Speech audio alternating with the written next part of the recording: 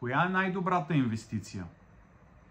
Дали в акции, облигации, някакви други ценни книжа, ETF-и, имоти, злато, други метали, суровини или нещо друго?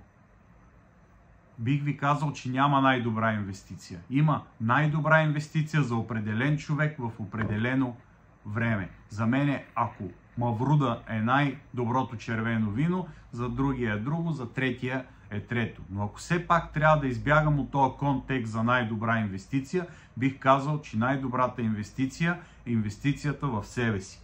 В книгите, в лекциите, в мъдростта, в добрите съвети.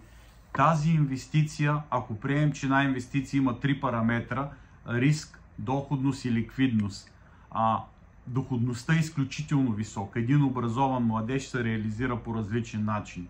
Риска е никакъв. Никой не може да ви открадне, нито пожар може да ви изгори, нито може да ви фалира потенциала и разума.